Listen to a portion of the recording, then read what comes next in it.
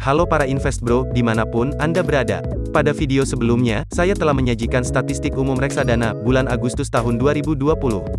Sampai pada titik tersebut, kita sudah mendapatkan petunjuk tipe reksadana apa saja yang memiliki aktiva bersih tertinggi. Sekarang, mari kita rinci lebih dalam. 5 produk reksadana yang memiliki dana kelolaan terbesar di Indonesia per akhir Agustus 2020. Berikut ulasannya. Pertama, ada reksadana Mandiri Investa Pasar Uang.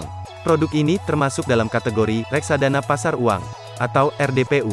Dikelola oleh PT Mandiri Manajemen Investasi selaku manajer investasinya. Produk reksadana ini mencatatkan nilai aktiva bersih sebesar 11,61 triliun rupiah. Produk ini mencatatkan penawaran umum perdana pada tanggal 17 Maret tahun 2005 dan telah naik 52,58% sejak diterbitkan.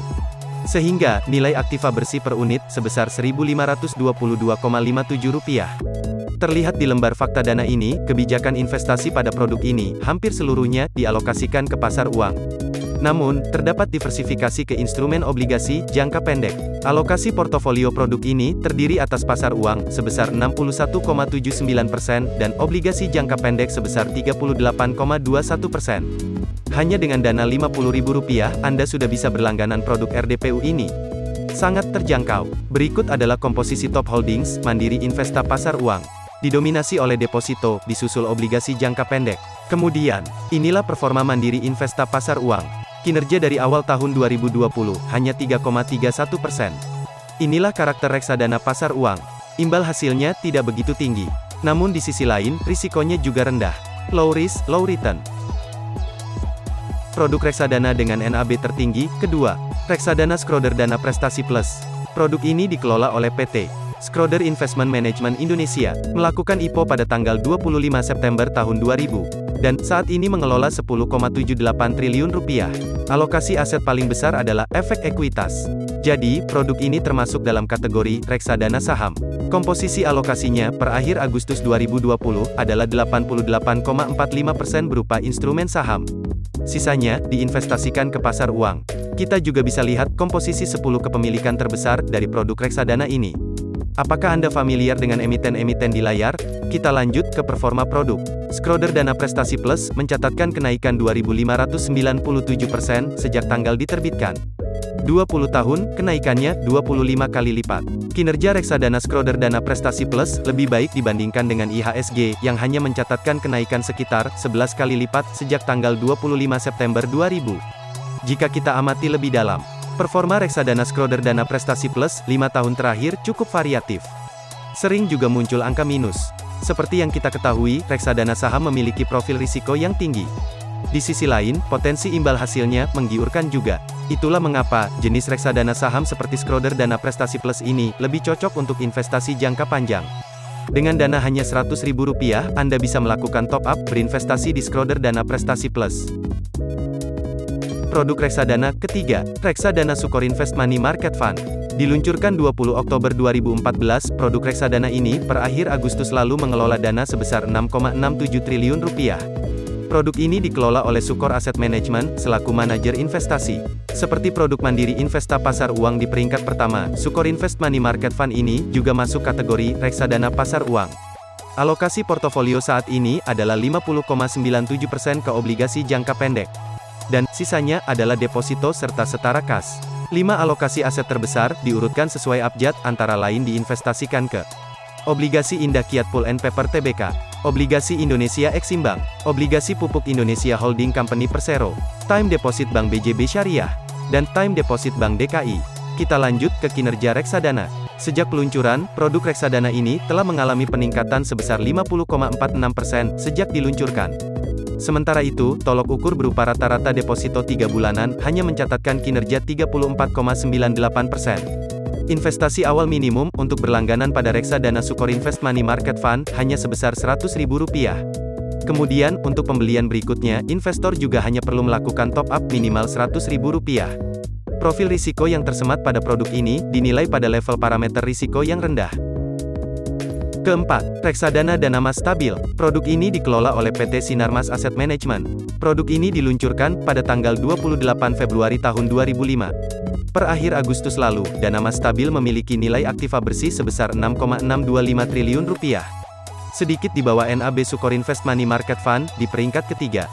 Reksadana Dana Mas Stabil, masuk ke kategori reksadana pendapatan tetap. Alokasi aset yang dimiliki, antara lain, didominasi oleh obligasi korporasi, sebesar 70%. Disusul obligasi pemerintah, sebesar 26,75%, dan sisanya diinvestasikan ke pasar uang. 10 komposisi efek terbesar dalam portofolio, dapat Anda lihat di layar. Untuk berinvestasi pada produk reksadana ini, tampaknya, investor harus merogoh kocek lebih dalam, dibandingkan 3 produk di awal. Minimal investasi awal adalah sebesar 10 juta rupiah. Kemudian, untuk investasi selanjutnya, adalah 5 juta rupiah per sekali transaksi. Secara umum, kategori risiko reksadana pendapatan tetap, termasuk produk Dana Mas Stabil ini, berada pada level profil risiko yang medium. Berikut adalah kinerja Dana Mas Stabil.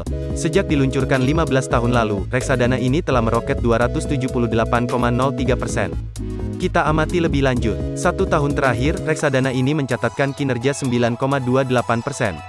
Untuk 3 tahun terakhir, reksadana ini mencatatkan kenaikan 24,98%. Sementara itu, dalam 5 tahun terakhir, Dana Mas Stabil menorehkan performa kenaikan 43,38%.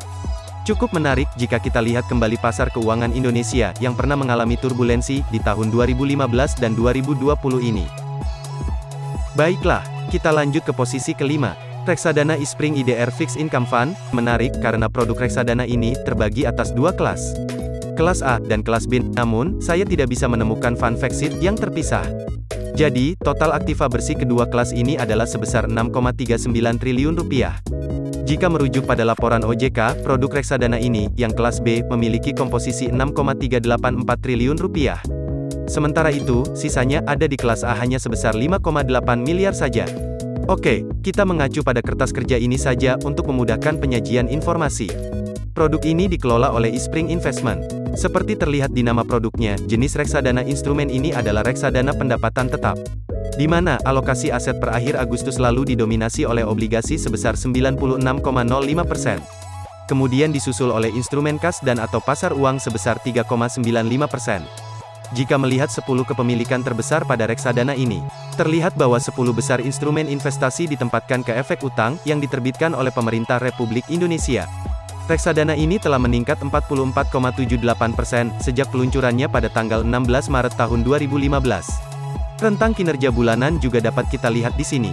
Ternyata pernah mencatatkan minus 5,40% pada Maret tahun 2020 lalu. Dan rentang kinerja tertinggi, dicapai pada bulan Oktober tahun 2015, sebesar 6,10%. Itulah 5 besar produk reksadana, dengan nilai aktiva bersih tertinggi, per akhir Agustus 2020. Perlu diingat bahwa informasi yang saya sajikan ini, merupakan catatan kinerja berdasarkan data historis. Sehingga, tidak dapat digunakan sebagai dasar perhitungan untuk membeli atau menjual suatu efek reksadana. Kinerja masa lalu, bukan menjadi suatu jaminan kinerja di masa depan. Jadi, lakukan riset lanjutan, secara mandiri. Itulah informasi yang dapat saya bagikan kepada Anda. Klik tombol like jika video ini bermanfaat bagi Anda. Subscribe channel ini untuk selalu mendapatkan wawasan baru tentang investasi. Stay healthy and happy investing.